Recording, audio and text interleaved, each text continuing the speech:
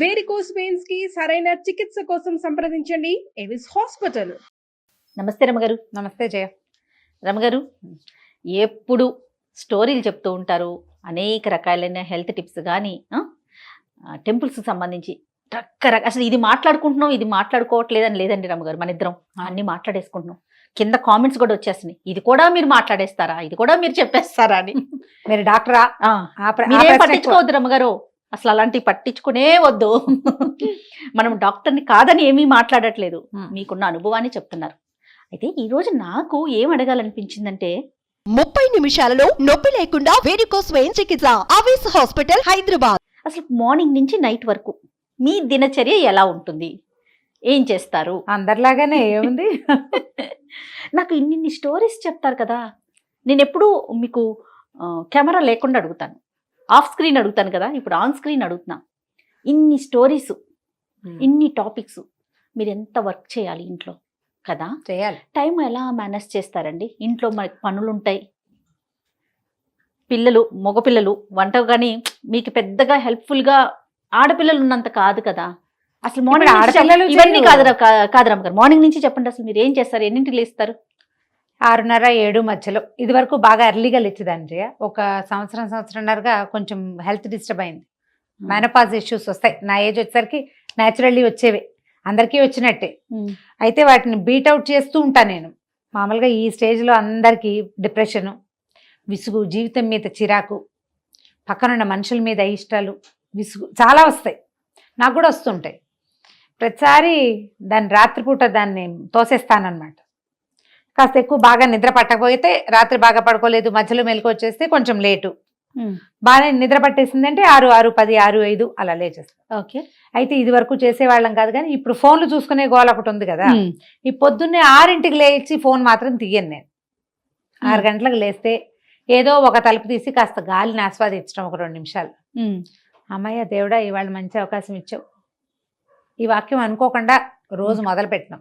అవును, మంచం నుంచి దిగటమే నేను కృష్ణ, రామ, కృష్ణ, పరంధామ, పరమాత్మ ఒక 6, 7, 8 పేర్లతోటి పిలిచి ఈరోజు మళ్ళీ మంచం నుంచి హాయిగా కాళ్ళు కింద పెట్టే అవకాశం ఇచ్చినందుకు దేవుడికి ఒక దండం పెట్టుకుంటాను. ఈ చేతులు చూసుకునే అలవాటు అవి నాకు లేవు. నేను చెప్పాను కానీ నేనేం చెయ్యను. అదే, నేను మాత్రం దేవుడికి విభవనామాలతో, ఖచ్చితంగా భగవన్నామాలతోటే లేస్తా. అది బాగా చిన్నతనం నుంచి అలవాటు. చిన్నప్పుడు అట్లా అనిపించేది కాదు, పేర్లు తలుచుకుంటూ లేచేదాన్ని. ఇప్పుడు మళ్ళీ నేను ఫ్రెష్గా లేచే అవకాశం ఇచ్చినందుకు, నిద్రలోనే పంపించేయకుండా అలా అనిపిస్తుంది అనమాట. కాదు రమ్మగారు, ఇంట్లో అమ్మ వాళ్ళు చేయటం మీకు అలవాటా, లేకపోతే అక్క వాళ్ళ దగ్గర నుంచి ఎట్లా మీరు పెరిగిన కొద్దీ నేర్చుకున్నారా ఈ అలవాటు? అంతే. నెక్స్ట్ గోవిందనామాలు అవి వినపడుతుండేవి, పెద్దవాళ్ళు చెప్పుకునేవాళ్ళు. పొద్దున్నే తెల్లవారుజామున 4ంటికే ఏవో ఒకటి, పొద్దున్నే లేచేసిన వాళ్ళు ఉంటారు కదా, అట్లా అలవాటు అయ్యింది. అట్లా ప్రాక్టీస్ అంతేనమాట. మనం ఇంట్లో అంటుంటే పిల్లలకు కూడా వచ్చేస్తుంది కదా, అందుకే అడుగుతున్నా. అదొక ప్రాక్టీస్ అంతే. పడుకునేటప్పుడు శ్రీరామనామం చెప్పుకోవటం, లేచేటప్పుడు కృష్ణనామాలు చెప్పుకోవటం అదొక అలవాటు. లేస్తే స్టవ్ ముందు రోజు రాత్రే పని చేసేస్తే పర్వాలేదు, బాగానే రెడీగా ఉంటుంది. లేకపోతే గబగబా ఆ పని చేయటం. కాఫీ, పాలు 2 డికాక్షన్ పెర్కులేటర్ వేసుకుంటాను నేను. నాకు బాగా చిక్కటి కాఫీ అలవాటు. 1 టైమే, రోజుకు ఒకసారి కాఫీ, అది కూడా ఫస్ట్ కాఫీ కొంచెం పెద్ద గ్లాసు. మా వారికి బ్లాక్ కాఫీ అలవాటు అయిపోయింది, ఆయన పాలతో కాఫీ దాకా. ఆయనది బ్లాక్ కాఫీ, నాది 2 కాఫీలు కలుపుతాను. 2 కాఫీలు 2 కలుపుకోవటం. కాఫీ చేతితో పుచ్చుకొచ్చి న్యూస్ పేపర్ చూసేదాన్ని ఇది వరకు. ఇప్పుడు ఏంటంటే ఫోన్లో గూగుల్ న్యూస్ అలవాటు అయింది అనమాట. ఒకవేళ నేను ఆన్లైన్లో ఉన్నానని తెలిస్తే ఫారిన్ నుంచి నాతో మాట్లాడేవాళ్ళు కొంతమంది ఎవరైనా మెసేజ్ గుడ్ మార్నింగ్లు పెడతారు. నేను ఏ గుడ్ మార్నింగ్కి రెస్పాండ్ అవ్వను. ఇది ఇప్పటికి ఎన్నోసారో చెప్పటం. ఒక్కళ్ళ కూడా నేను తిరిగి గుడ్ మార్నింగ్ అని కానీ శుభోదయం అని కానీ చెప్పను. ఒకే ఒక రామకృష్ణ ఉన్నారు నా ఫ్రెండ్, ఆయన మాత్రం శుభోదయం పెడతారు. నేను ఒక కప్పు కాఫీ బొమ్మ మాత్రం పెడతాను ఆయనకి, నేను ఈ పని చేస్తున్నాను. అది కూడా వారం రోజులకు ఒకసారి. ఆయన రోజు గుడ్ మార్నింగ్ నేను ససేమిరా పెట్టేయను. ఇక ఎవ్వరు ఎన్ని వందల మెసేజ్లు ఉన్నాయి గుడ్ మార్నింగ్లు, నేను ఎవ్వరికి రెస్పాండ్ అవ్వను. విచిత్రంగా నేను రెస్పాండ్ అవ్వకపోయినా మళ్ళీ మర్నాడు గుడ్ మార్నింగ్ వస్తూనే ఉంటుంది. ఏదో ఒక రోజు పెడతారనేమో, మేబీ. అంటే మీరు ఫోన్ చూస్తున్నారని మాకు తెలిసిందని చెప్పడం అనమాట. ఈ ఫోను, కాసేపు న్యూస్ చూడడం, ఈ కాఫీ అయ్యాక ఇంకా లేచి వంటింట్లోకి వెళ్తాం. రకరకాల పనులు, పూటకి టిఫిన్ ఏమిటి, దేవుడి పాత్రలు ఒకటి తోము పెట్టుకోవటం. రోజు అదొక ప్రోగ్రామ్ ఉంటుంది. వారికి పంచపాత్ర అవి తోమటం, నాకు దీపారాధన కుందులు నావి నేను గడికి పెట్టుకోవటము. ఇంకేమైనా చిన్న చిన్న పనులు. రాత్రి మడత పెట్టి మా కుర్చీలో పెట్టేస్తుంది మా సత్యవతి బట్టలు, అవి సర్దటం ఇది రోజు చేయను, ఇది అసలు రొటీన్ కానే కదా. ఆ కుర్చీకేసి చూస్తుంటాను, అబ్బా ఈ బట్టలు సర్దాలి అని. విసుగొస్తుంది, కుర్చీ నిండిపోతుంది కదా, అప్పుడు సర్దాను అనమాట. నేను మానేసే పనులు చాలా ఉంటాయి, అందుకని నేను చదవగలుగుతా. టైం సరిపోదు కదా. సరిపోదు, బుర్ర ఎంతసేపు వీటి మీద ఆలోచిస్తూ ఉంటుంది. బట్టలు సర్దుకుందాం, ఇల్లు సర్దుకుందాం పెట్టుకుంటే ఇంకేం ఆలోచించలేం, వీటి మీదకి వచ్చేస్తుంది కదా ప్లానింగ్. దీని తర్వాత ఏముంది, ఇంకా బ్రేక్ఫాస్ట్ చేయటం, ఏదో ఒకటి ఏర్పరచడం, స్నానం చేసి రావటం, ఈ లోపల ఆయన పూజ చేసుకుంటారు. మా పిల్లలు పొద్దునే లేచి భోజనాలకి పాలకి వెంటపడే ఏజ్లు దాటేశాం కదా. ఇదివరకటి రోజుల్లో పరుగు వేరు, ఇదివరకు ఉన్నంత తాపీగా అసలు అప్పుడు ఎంత పని చేసేదాన్ని, ఇప్పుడు చాలా తాపీగా ఉన్నాను. పిల్లలు పెద్దవాళ్ళు అయిపోయారు, వరుస పనులు. అవును, ఒకవేళ షూట్కి రావాలంటే దీని ఏర్పాట్లు, చీరలు తీసి పెట్టుకోవటం. మా టీవీ షూట్ అయితే ఇంకా అది ఇంకో ప్రత్యక్ష నరకం. 10 ఎపిసోడ్లకు 8 ఎపిసోడ్లకు సరిపడా చీరలు తీసి పెట్టుకోవటము, వాటికి ఏదో కొంచెం మ్యాచింగ్ కదా. నేను పెద్దగా గాజులు వేసుకోవట్లేదు కదా, వాళ్ళకి కొంచెం ఇది వరకు బాగా డివోషనల్ కంటెంట్ కదా, కంటెంట్ అది కదా, దానికోసం మీరు ఇంత సింపుల్ గా ఉండటానికి అవకాశం ఉండదు. సో అవి సర్దుకోవటం. ఒకవేళ మా టీవీ షూట్ గనక నేను వెళ్లాల్సి వస్తే మార్నింగ్ బిలో 8 కంటే ముందే వంట మొదలు పెట్టేసుకుంటాను. బై 9:30 వంట చేసేసి నాకు ఒక 3 బాక్సుల్లో అన్నం, కూర, పులుసు అవి సర్దేసుకుని పెట్టుకుంటే 9:30 కార్ వస్తుంది. ఇది ప్రతి వారంలో ఒక రోజు ఖచ్చితంగా ప్రోగ్రామ్. ఇది మిగతా ఒక 2-3 రోజులు నాకు ఇస్తారు. నీకు ఇచ్చే 2-3 రోజులు నువ్వు మార్నింగ్ 11కి పిలిస్తే అప్పుడు రన్నింగ్ రేస్ 8ంటికి వంట. అవును అవును. నువ్వు మధ్యాహ్నం పిలిచావనుకో అప్పుడు కొంచెం వంట స్లోగా చేస్తా. నాకేంటంటే వంటకి 1 అవర్ మించి అక్కర్లే. 3 పదార్థాలకి పప్పు, కూర, చారు, లేదా కూర, ముక్కల పులుసు, పచ్చడి, వీటికి ఈ 3 పదార్థాలు మాకు సరిపడా రైస్కి నాకు 1 గంట చాలు. సూపర్. నేను బాగా స్పీడ్గా చేస్తాను. ఇప్పుడు నువ్వు ఛానల్లో నేను చేసే వంట కూడా అవునవునవును అట్లా అలవాటైంది. ముందుగా నువ్వు అనుకుంటారా రమ్మగారు రేపు ఇది అనేసి? అసలు లేదు, ముందుగా కూరలు తరిగి పెట్టుకోవటం. ఇప్పుడు ఒక 2-3 నెలల నుంచి మా సచివతి చాలా బలవంతంగా చిక్కుడుకాయలు, బెండకాయలు తరిగి పెట్టడం మొదలెట్టింది. ఫ్రిడ్జ్ లో ఉన్నాయని మర్చిపోయి మళ్ళీ కాయలు తీస్తుంటాను. నేను అలవాట్లేదు నాకు అట్లా, అప్పటికప్పుడు చేస్తాను. ఇదొక ప్రాక్టీస్. ఇప్పుడు ప్లాన్డ్ గా చేయటం ఒక పద్ధతి అయితే, ఏ ప్లాన్ లేకపోయినా ఏదో ఒకటి ఆ టైంకి చేసేయటం ఒక పద్ధతి. ఆ స్పీడ్ అలవాటు అయిపోయి అట్లా. నేను మా చిన్నకాయని చూసేదాన్ని జయ బాగా. మా ఆండక్క పని చాలా బాగుంటుంది, మంచి స్పీడ్. మా విజయకాయ పని కూడా చాలా స్పీడే. ఆండక్కది అన్ప్లాన్డ్ అయినా ఎంత పనైనా చేసేసే తీరనమాట. బాగా 5 ఏళ్ళు తనతో పాటు ఉన్నాను, వాళ్ళతో ఉన్నాను నేను. 6th to 10th క్లాసు మా చిన్నకాయ దగ్గర ఉన్నా. అందుకని బాగా దగ్గర నుంచి చూడడం వల్ల ఇక ఏ పని చేసేయటమే, చేసి అవతల పారేయటమే తప్పిస్తే ఇక వెనక్కి చూసుకునే పని లేదనమాట. ఇది అయిపోతాం, బ్యాగులు చదువుకోవటం. ఇప్పుడు ఇందులో నా చదువు లేదు కదా ఎక్కడ. అవును. ఒకవేళ నేను షూట్ లేకపోతే 12-12:30కి వంట అయిపోతే ఏదైనా ఒక పుస్తకం పుచ్చుకుని కూర్చుంటాను నేను. ఆ పుస్తకాల్లో కథలున్నాయి, వ్యాసాలున్నాయి, పాతవి పురాణం సీతగారివి ఇల్లాలు ముచ్చట్లు ఉన్నాయి, మాలతీ చంద్ర వంటలు, పిండి వంటలు ఉంటాయి. తర్వాత ఏమో శ్రీరమణ గారివి మానవ సంబంధాలు, అలాంటి పుస్తకాలు కూడా ఇష్టం నాకు. అవి చదువుతుంటే ఏంటంటే నేను మాట్లాడడానికి నాకు ఒక కొత్త యాంగిల్స్ దొరుకుతూ ఉంటాయి. ప్రతిసారి మన యాంగిల్సే ఉండవు, నా ఆలోచనే కాదు. నా పద్ధతి ఏంటంటే ప్రతిసారి నేను కొత్తవి చదివినప్పుడల్లా నా ఆలోచన సాధారణంగా నేను నా ఐడియాస్ కొత్త దారులు వెతుకుతూ ఉంటాను. అందులోకి వెళ్తాను అండ్ దాన్ని అప్లై చేయడానికి ట్రై చేస్తాను. అది నేను అందరికీ చెప్తాను కూడా. మనిషి నిత్యము విద్యార్థిగానే ఉండాలి. నా పందా ఇంతే, నేను ఇంతే చేస్తా, నా పద్ధతి ఇదే అనడానికి వీల్లేదు. అది ఆ పందా ఎప్పుడు కుదురుతుంది? మనం ఉప్పేసి కారం వేసి చారపడేస్తాను చూడు, అక్కడ కుదురుతుంది నీ సొంత పందా. కానీ లైఫ్ లో కుదరదు. ఎందుకంటే లైఫ్ ప్రతిరోజు ఏదో ఒక కొత్త దాన్ని మనకి నేర్పిస్తుంది. మనకు అసలు తెలియని ఒక కొత్త కష్టాన్ని మన మీద పడేస్తుంది. మందే కాకపోవచ్చు అది, చుట్టుపక్కల వాళ్ళది కూడా. ఏదైనా ఒక కొత్త సమస్య వస్తే how to deal with that అనేది మనకి తెలియాలి కదా. బుక్స్ చదవటం వల్ల చాలా విషయాలు తెలుస్తాయి, చాలా కొత్తవి టాపిక్స్ రేజ్ అవుతా ఉంటాయి. ఇది కూడా మాట్లాడొచ్చా, ఇది కూడా ఉందా అనే విషయం అర్థమవుతుంది కదా రమ్మగారు. ఇప్పుడు పుస్తకాలు ఫోన్ లో కొన్ని యాప్స్ ఉన్నాయి, దాంట్లో నుంచి కథలు చదువుకుంటా. ఓపెన్ గా ఉన్న పుస్తకాలు చదువుతాను. షూట్కి వస్తే ఎట్లాగో సాయంత్రం దాకా ఇక్కడే సరిపోతుంది. మళ్ళీ ఇంటికి వెళ్తే రాత్రి వంట చాలా సింపుల్. నా తిండి చాలా తక్కువ కదా, నేనేదో కొంచెం తింటాను. ఒక రోజు తిన్న కూడా ఈవినింగ్ ఏదైనా స్నాక్ లాంటివి తింటే రాత్రికి జంపే. ఆయన వాళ్ళకి భోజనం, మాకేంటంటే వారికి వేరు, పిల్లాడికి వేరు. పిల్లలు అన్నం తింటారు, ఆయనకి రొట్టెలు కావాలి. ఈ 2 చేస్తాను. ఇది ఏళ్ల తరబడి అట్లా అలవాటైపోయింది. ఏదో ఒకటే చేయటం లేదు. కాదు రమ్మగారు, ఎంత లేట్ అయినా మళ్ళీ మీరు వెళ్ళి చేయాల్సిందే వంట. రాత్రి 10ంటికి వెళ్ళినా నేను చపాతీలు చేయవలసిందే. మేము ఎగ్జిబిషన్కి వెళ్ళి తిరిగి వచ్చి మళ్ళీ ఇంటికి వచ్చి చపాతీలు చేసుకుంటాం. అట్లా అయితే ఒకటి ఉంది, చపాతీల్లోకి కూరే కావాలన్న నియమం లేదు. బెల్లం పాకం, ఓకే, ఖర్జూరాల పాకం, ఆ. అది కాకపోతే ఫ్రూట్ జాము, అది కూడా మా వారికి నడుస్తుంది. ఓకే, కాబట్టి కూర కంపల్షన్ లేదు కదా, రొట్టెలే కంపల్సరీ. పిల్లలకి ఏదైనా కూర వేపడో ఏదైనా చేయాల్సి ఉంది. ఇవి ఏంటంటే స్పీడ్ గా చేసి బారేసే అలవాటు వల్ల ఇది కుదురుతుంది. అవునవును, అలవాటు వల్ల ముఖ్యంగా అలవాటు వల్ల. తర్వాత సాయంకాలం 9:30 అవ్వగానే 9:30 మళ్ళీ అగైన్ పుస్తకం. మళ్ళీ 9:30 పుస్తకం పట్టేసుకుంటారు. ప్రతి రోజు 9:30కి ఏదర్ ఫోన్ లో లేదా పుస్తకంలో పెట్టుకోవాల్సింది. ఎన్నింటి వరకు ఉంటున్నారండి నైట్? 11.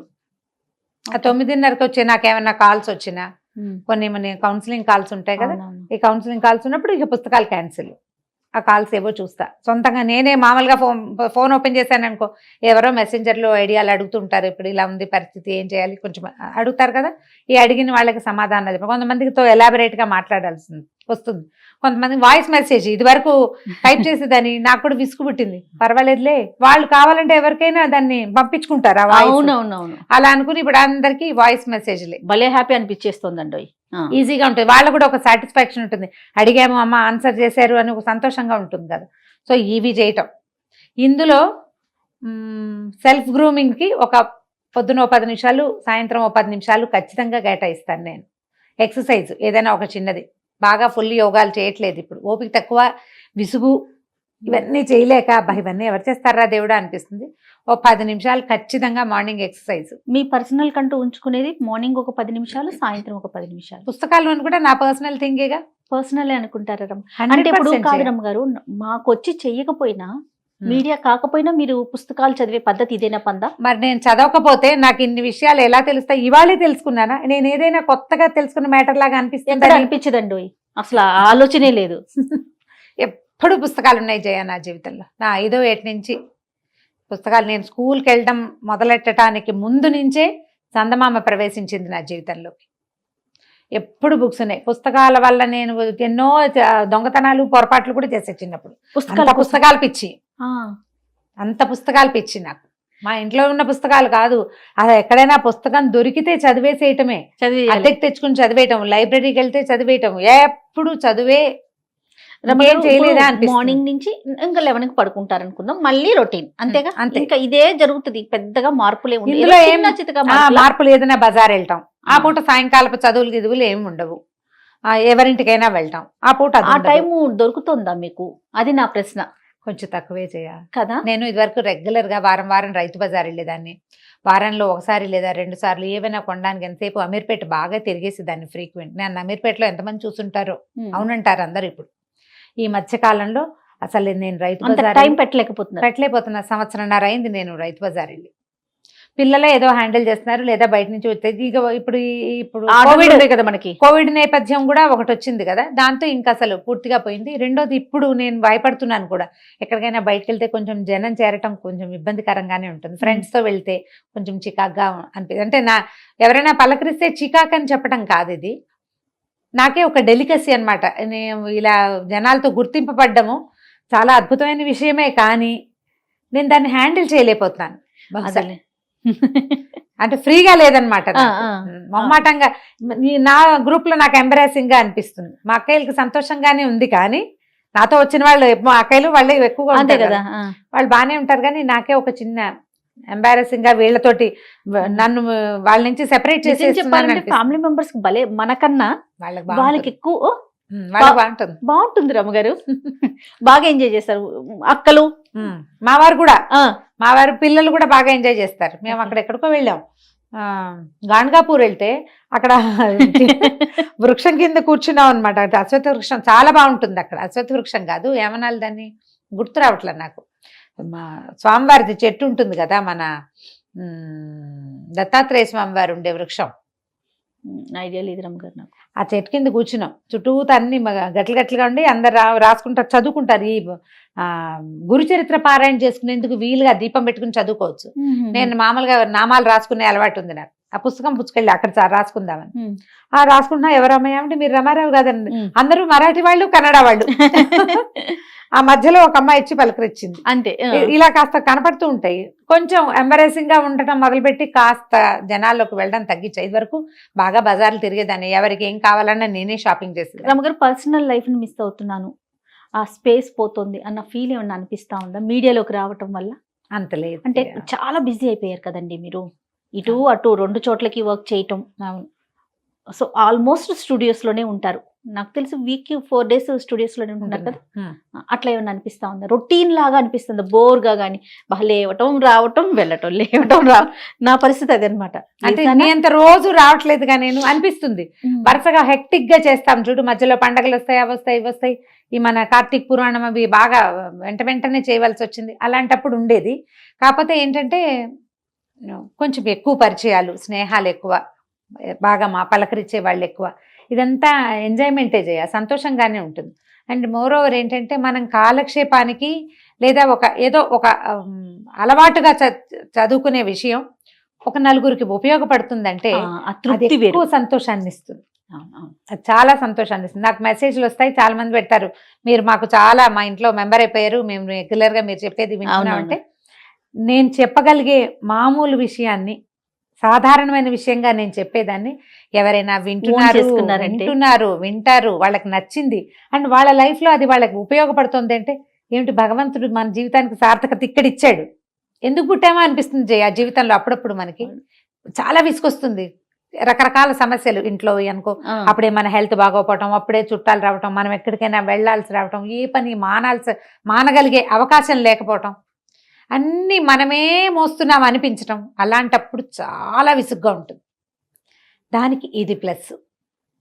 ఇలా ఎవరైనా మన మాట వింటారు, మనం చెప్పేది ఒకళ్ళకి యూజ్ అవుతోంది అంటే అది ఎంత ప్లస్సో. ఆ ప్లస్ నా రొటీన్లో ఏంటంటే నాకు చాలా పెద్ద ప్లస్ అనమాట. బరువుగా అనిపించిన, చేత కావట్లేదు అనిపిస్తుంది, పెద్ద వయసు పెరుగుతుంటే కొంచెం అనిపిస్తుంది. అయినా ఖచ్చితంగా ఈ బూస్ట్ నాకు రోజులో ఒక 3-4 మెసేజ్ల ద్వారా దొరికేస్తుంది. సూపర్. అది డైలీ రొటీన్ లోకి వచ్చేసి అనమాట. ఫోన్ చూసేదాన్ని కాదు ఇది వరకు, ఇప్పుడు రొటీన్ గా ఫోన్ ఒకటి నా రొటీన్ లో భాగం అయిపోయింది. అంతే మన రొటీన్. అంతే. ఇందులో మా సాధారణ గృహిణికి డిఫరెంట్ గా ఏమైనా ఉందా? ఎవరికైనా ఏముంటుంది? ఏముండదు. అంటే మీది కొంచెం వేరుగా ఉంటది కదా రమ్మగారు, ఎందుకంటే మీ ప్రెజెంటేషన్ ఉంది, హౌస్ వైఫ్ గాను రెండు మీరు నిర్వర్తించాలి కదా. ఒకటి పాత్ర అయితే అది వేరు. అవును కదండి. ఇప్పుడు నేనున్న ఓన్లీ హోస్ట్, నా ప్రొఫెషన్ ఏంటి, నేను హోస్ట్. ఇంట్లో నా పనులు, ఇప్పుడు మీరు చెప్పిన పనులు ఏవి నేను అంతగా చేయలేకపోతాను. పొద్దున్న నుంచి సాయంత్రం దాకా నా ప్రొఫెషన్ ఇదే కాబట్టి ఇక్కడే ఉంటాను, నాకు సపోర్టివ్ గా అమ్మున్నారు కాబట్టి సరిపోతుంది. అట్లా మీది వేరు మాది వేరు ఉంటుంది కదా. అదే పిల్లలు చిన్నప్పుడు వేరే రకంగా ఉండేది, ఇప్పుడు పెద్దవాళ్ళు అయ్యారు. ఇప్పుడు అంటే అప్పటికి మీరు ఇట్లా జాబ్ కానీ ఏది లేదు కదా. అవును, ఒక అవకాశం లేదు కాబట్టి. సో బాగుంది రమ్మగారు, super. Thank you so much. Thank you. నమస్తే.